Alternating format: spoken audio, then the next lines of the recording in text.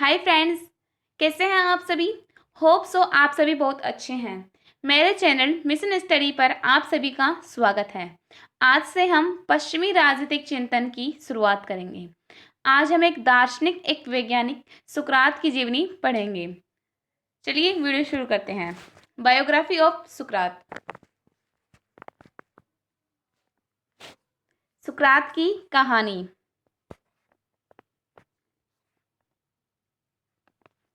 सुकरात 469 ईस्वी पूर्व से 399 ईस्वी पूर्व विख्यात यूनानी दार्शनिक थे। अब जैसे कि सुकरात का जो समय है वह 469 ईस्वी से 399 ईस्वी पूर्व का माना गया है। सुकरात का जन्म एथेंस, यूनान के सीमा प्रांत के एक गांव में हुआ था। अब सुकरात का जो जन्म है वह एथेंस, जो कि एथेंस जो है वो इजीना नामक द्वीप पर है। ठीक है, इजीना द्वीप है, वहां पर एथेंस बसा हुआ इजीना द्वीप है। इसके पास में ही एथेंस है, और एथेंस जो है कि यूनान में है, और एथेंस यूनान में है, और इसी यूनान के सीमा प्रांत के एक गांव में हुआ था। उनके पिता सोफ्रोनिकस संगतराज थे और उनकी माता दाई का काम करती थी। सुकरात के जो पिता थे वो सोफ्रोनिकस थे, जो कि संगतराज थे, और उनकी माता दाई का काम करती थी। सुकरात ने अपना जीवन एथेंस में व्यतीत किया था। सुकरात है, उन्होंने अपना जीवन जो है एथेंस में व्यतीत किया था। प्रारंभ में तो सुकरात ने अपने पिता के व्यवसाय में हाथ बटाया और उनकी सहायता की। बाद में वह सेना की नौकरी में चले गए। अब बताया गया है कि प्रारंभ में तो सुकरात ने अपने पिता के व्यवसाय में हाथ भी बटाया था, उसके बाद जो है वे सेना की नौकरी के लिए चले गए थे।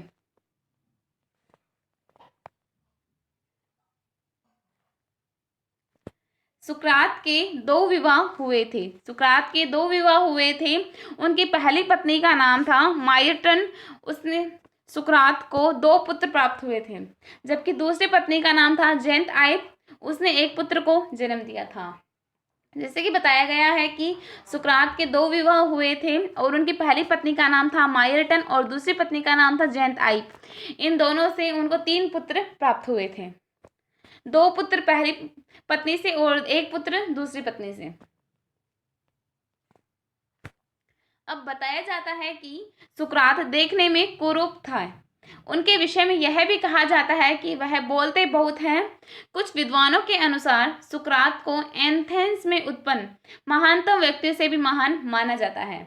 अब कुछ बताया जाता है, कुछ किंवदंतियां होती हैं, जैसे कि लोक श्रुति हो सकती है, जन श्रुति हो सकती है। तो उसमें बताया गया है कि सुकरात देखने में कुरूप थे। वे कैसे थे? वे कुरूप थे, और उनके विषय में यह भी कहा जाता है कि वह बोलते बहुत हैं। सुकरात क्या है कि बोलते बहुत थे। कुछ विद्वानों के अनुसार सुकरात को एथेंस में उत्पन्न महानतम व्यक्तियों में भी महान माना जाता है।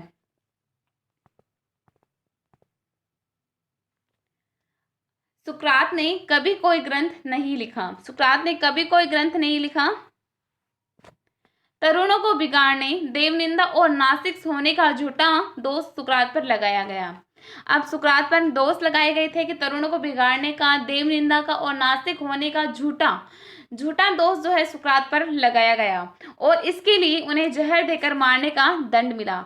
अब इन झूठे दोषों के कारण ही सुकरात को जो है जहर देकर मारने का दंड भी मिला। अब सुकरात का भाषण सुनकर न्यायाधीश नाराज हो गए। इसके ऊपर बताते हैं किंवदंती थी कि सुकरात का भाषण सुनकर न्यायाधीश नाराज हो गए, क्योंकि सुकरात ने न्यायालय के प्रति अवज्ञा दिखाई थी। जैसे कि बताया गया था कि सुकरात को जहर देकर मारने की दंड मिला था, तो इसी के ऊपर सुकरात का भाषण चला था न्यायालय में। और क्योंकि सुकरात ने न्यायालय के प्रति अवज्ञा दिखाई थी, न्यायाधीशों का अंतिम फैसला था कि सुकरात को मृत्युदंड दिया जाए। जैसे कि बताया कि न्यायाधीशों का अंतिम फैसला था कि सुकरात को मृत्युदंड दिया जाए और उनको विष का प्याला पीना होगा। सुकरात को विष का प्याला पीना होगा। मृत्युदंड की इस घोषणा को शांत भाव से ग्रहण करते हुए कहा, ठीक है, अब विदा का समय आ गया। अब इस मृत्युदंड की इस घोषणा को सुनते ही सुकरात ने शांत भाव से इसे ग्रहण कर लिया और कहा, ठीक है, अब विदा होने का समय आ गया। मेरे लिए मृत्यु है और आपके लिए जीवन। सुकरात के अंतिम शब्द थे कि ठीक है, अब विदा होने का समय आ गया, मेरे लिए मृत्यु है और आपके लिए जीवन है। यह जो शब्द हैं उनके, यह कई बार कंपटीशन एग्जाम में पूछा गया है, इसके ऊपर भी क्वेश्चन किया है। शब्द किसके हैं? शब्द इस प्रकार हैं, ठीक है, अब विदा होने का समय आ गया, मेरे लिए मृत्यु है और आपके लिए जीवन। यह शब्द हैं सुकरात के अंतिम क्षणों के।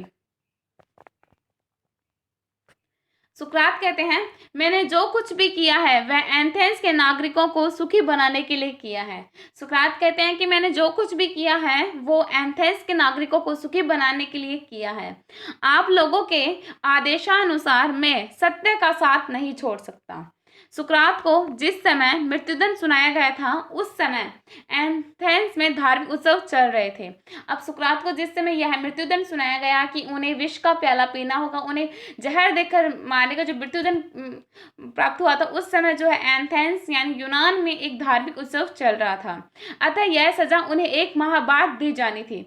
अब यह जो सजा थी सुकरात को, यह सजा उन्हें 1 माह बाद दी जानी थी, क्योंकि उस समय यूनान में धार्मिक उत्सव चल रहे थे। इसलिए उन्हें बेड़ियों से जड़कर कारावास में रखा गया। इसलिए उन्हें जो है बेड़ियों से जड़कर कारावास में रखा गया, जकड़कर जो है कारावास में रखा गया। निर्धारित समय पर जब सुकरात के सामने विष का प्याला रखा गया तो उनकी पत्नी जेनथाइप, उनका छोटा लड़का और क्रेटो भी फूट फूट कर रो रहे थे। अब निर्धारित समय 1 माह बाद जब सुकरात को फांसी दी जानी थी, जब सुकरात के सामने वह विष का प्याला रखा गया तो उनकी पत्नी जेनथाइप, जो कि सुकरात की दूसरी पत्नी थी सुकरात की जेनथाइप, और उनका छोटा लड़का था क्रीटो उनका सबसे छोटा लड़का था, वह दोनों ही फूट फूट कर रोने लगे। विषपान करते हुए सुकरात जरा भी अवसादग्रस्त नहीं दिखे थे।